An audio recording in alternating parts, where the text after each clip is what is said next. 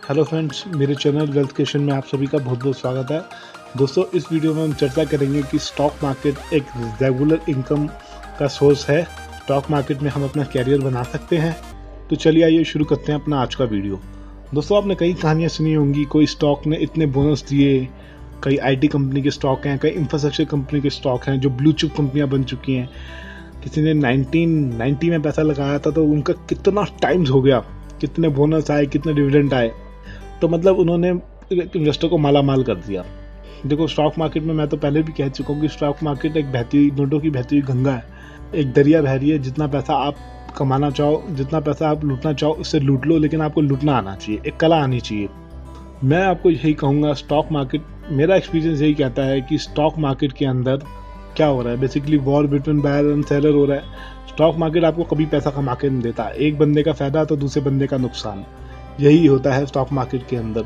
एक बंदा शेयर खरीद रहा है तो एक बेच रहा है, एक बेच रहा है तो कोई ये खरीद रहा है। तो इसके अंदर जो शेयर का लेन देन है, जो पैसे की हम ट्रांजैक्शन कर रहे हैं, तो कभी भी आप स्टॉक मार्केट में, मैं यही कहूँगा कि आप पैसे के सर्वेंट बनिए। पैसे को अपना सर्वेंट बना लीजिए। पैसे के पीछे जितना भागेंगे आप, पैसा उतना आपको परेशान करेगा। आप जब पैसे के पीछे भागना छोड़ देंगे तो पैसा आपके पीछे भागेगा। अगर आप अपना वेल्थ क्रिएशन करना चाहते हैं तो कुछ गलतियां हैं, अगर आप नहीं करेंगे तो यहाँ एक रेगुलर इनकम का सोर्स आपका एक बहुत अच्छा बन सकता है। पहला पॉइंट्स, स्टॉक मार्केट में कभी भी एक स्टॉक में इन्वेस्ट मत कीजिए। आपको मैं एक रियल कहानी बताता हूँ। एक इन्वेस्टर है, उसने स्टॉक मार्केट में 2007-8 में अपनी जॉब छोड़ दी थी। उनकी गवर्नमेंट जॉब थी, छोड़ के एज अ कैरियर उन्होंने शुरुआत की थी। कई स्टॉक ऐसे थे, जब मार्केट में बुलरन आया 2008 में, वो 5-5 हज़ार 4-4 हज़ार चले गए थे। आज की डेट में 3-3 4-4 रुपये होके रह गए हैं। जब 2008-9 में क्रैश आया था, 2010 में रिकवरी आई थी, तो वो इतना नहीं बढ़े। अब मैं किसी कंपनी का नाम नहीं लेना चाहता। काफ़ी सारी कंपनीज हैं, मेटल सेक्टर की हैं, इंफ्रास्ट्रक्चर की हैं, पावर सेक्टर की हैं, काफ़ी सारी ऐसी कंपनियां हैं ऑयल सेक्टर की जो कि रिकवर नहीं कर पाई। तो उस इन्वेस्टर ने, उसको मैं बहुत अच्छे से जानता हूँ, बहुत ही नाइस आदमी है। उन्होंने जो स्टॉक टूटे तब भी पैसा लगाया, जब पीक पे थे तब भी पैसा लगाया। तो उन्होंने काफ़ी ज़्यादा पैसा इन्वेस्ट कर दिया गिनती के कुछ स्टॉक्स के अंदर। तो उनका पोर्टफोलियो की बैंड बज गई। वो बेचारा मतलब एक किस्म का बर्बाद हो गए वो। तो जब मैं वहाँ पे गया काम करने के लिए, तो मुझे कहते हैं, भाई तू स्टॉक मार्केट में काम मत कर, तू यहाँ पे मत आ, तेरा अभी शुरुआत है, तूने कुछ अभी अकाउंट खुलवाया है, तू मत कर काम। मैंने कहा क्यों? स्टॉक मार्केट में तो सब पैसा कमाते हैं। उसने कहा स्टॉक मार्केट में पैसा सब नहीं कमाते, गिनती के 10% या 12% रिटेल इन्वेस्टर अच्छे से पैसा कमा पाते हैं, बाकी सब यहाँ गंवाते हैं पैसा। तो पहले मुझे तो बड़ा गुस्सा आया। मैंने कहा ऐसे क्यों बोल रहे हैं? फिर उन्होंने अपनी कहानी बताई। तो फिर मैंने उनको कहा कि आपने सारे पैसा कुछ स्टॉक्स में क्यों लगा दिया? आपने अपने पोर्टफोलियो को डाइवर्सिफाई क्यों नहीं किया? आपने जानी मानी अच्छी अच्छी कंपनीज में पैसा क्यों नहीं लगाया? ब्लू चिप कंपनी में, जिनके अंदर हेल्दी ग्रोथ आ रही है, जिनके बिजनेस काफ़ी प्रॉफिटेबल है, आपने उनमें पैसा क्यों नहीं लगाया? उन्होंने कहा कि कई मैंने स्टॉक ऐसे देखे थे जो 5-5 हज़ार चले गए थे, 3-3 हज़ार चले गए थे। जब वो आधे हुए तो मैंने उन स्टॉक में इन्वेस्ट कर दिया।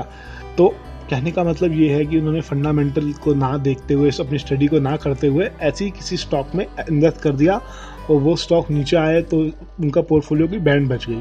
तो आपको एक इस चीज़ से ये बात सीखने को मिलती है कि कभी भी एक स्टॉक के अंदर पैसा नहीं लगाना चाहिए, क्योंकि अगर एक कंपनी डूबेगी तो आपकी वाट लग जाएगी। आप हमेशा डाइवर्सिफाई कीजिए पोर्टफोलियो को। एक किसी भी सेक्टर का स्टॉक उठाते हैं तो उसके ब्लू चिप स्टॉक उठाइए, लीडर को उठाइए, उस सेक्टर के लीडर को उठाइए। आप उस कंपनी को लीजिए जो विनर है, जिसके काफ़ी अच्छी मार्केट में डिमांड है, काफ़ी अच्छी उसकी सर्विस है या प्रोडक्ट है जो मार्केट में काफ़ी बिकता है, जिसका बिजनेस काफ़ी प्रॉफिटेबल है। तो उसके बाद क्या हुआ, उन्होंने 2009-8 में कुछ गिनती की सिलेक्टेड कंपनियां, हमने डिस्कशन किया, उन्होंने सिलेक्ट की। वो कंपनियां आज की डेट में 100% बढ़ चुकी हैं, 100 टाइम्स बढ़ चुकी हैं। तो उनका मेरे हिसाब से पैसा आज की डेट पे रिकवर हो चुका होगा। अभी तो मेरी कंडीशन ठीक नहीं है तो मैं उनसे मिलने नहीं जा पाया। उन्होंने कहा कि मैं स्टॉक मार्केट में काम नहीं करूंगा। उन्होंने एक छोटा सा अपना जनरल स्टोर खोला, वहाँ पे अपना वो चला रहे हैं जनरल स्टोर, और स्टॉक लेके छोड़ के भूल गए वो।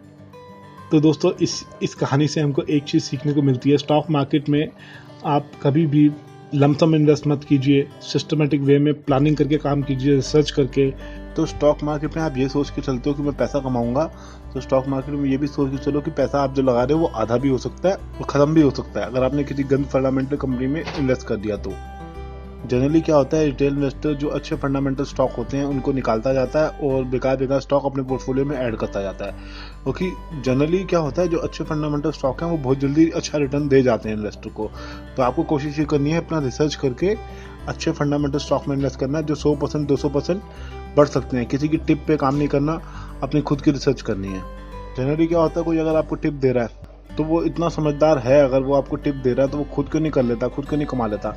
होता ये है कि जो बड़े बड़े जो इन्वेस्टर होते हैं, कई ऐसे स्टॉक होते हैं जो लो वॉल्यूम स्टॉक होते हैं, इसके अंदर वॉल्यूम इतना नहीं होता। जो जिसने पैसा लगा रखा है, अब वो पैसा कैसे बाहर निकाले, कोई बायर भी तो होना चाहिए उसके लिए, खरीदार भी तो कोई होना चाहिए। कोई खरीदार होगा तभी तो उसका माल बिकेगा।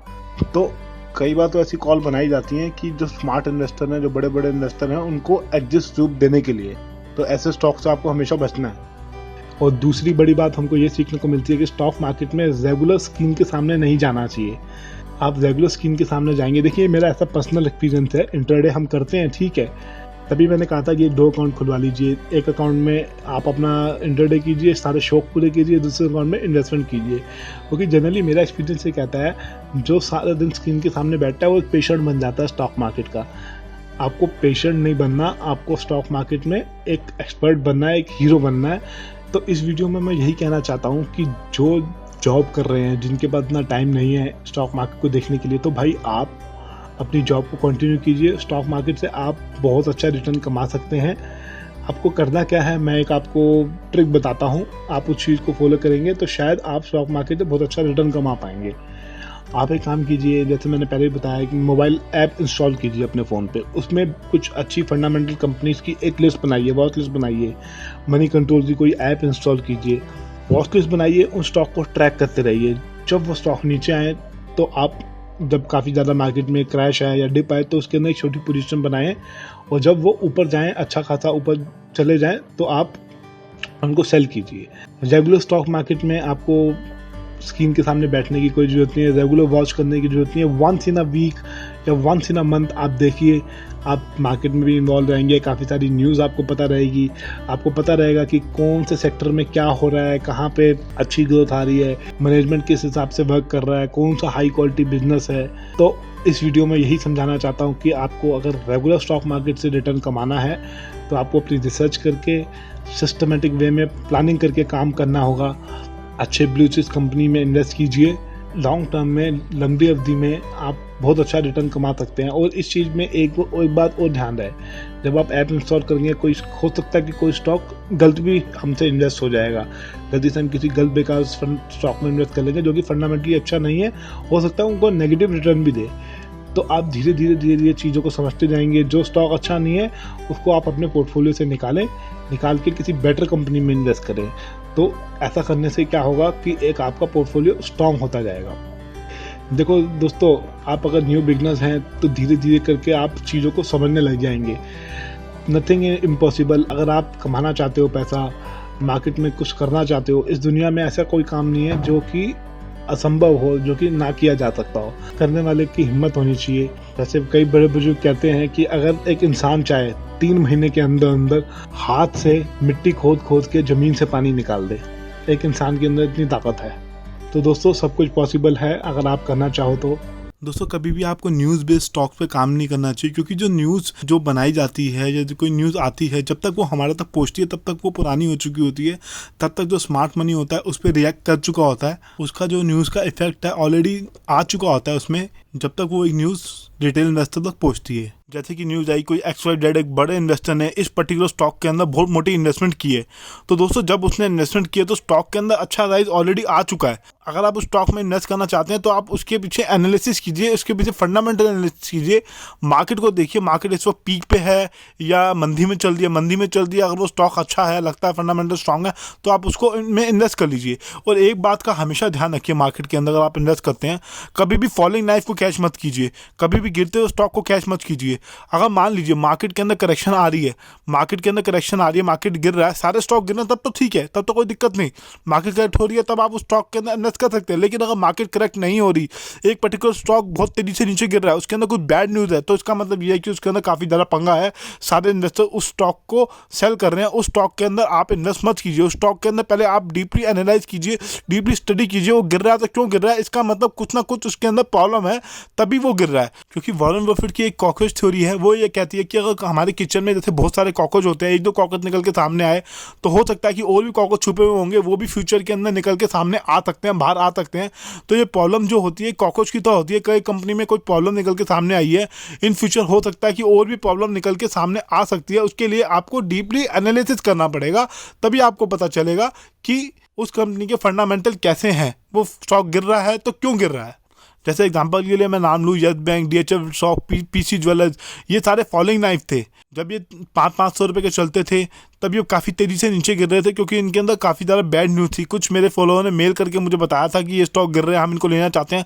तब मैंने उनको मना किया था, रुक जाओ, इन स्टॉक को मत लो, इनके अंदर कुछ बहुत ज़्यादा प्रॉब्लम है, इसके पीछे हमें एनालिसिस करना पड़ेगा। तो कभी भी फॉलोइंग नाइफ को कैच मत कीजिए, ब्लाइंडली ट्रस्ट किसी के ऊपर मत कीजिए, अपना एनालिसिस कीजिए, अपनी स्टडी कीजिए, उसके बाद किसी डिसीजन पर पहुँचिए। तो मैं उम्मीद करता हूँ कि मेरा वीडियो आपको अच्छा लगा होगा। अगर आपको मेरा वीडियो अच्छा लगा तो इस वीडियो को लाइक कीजिए और अपने कमेंट दीजिए। धन्यवाद।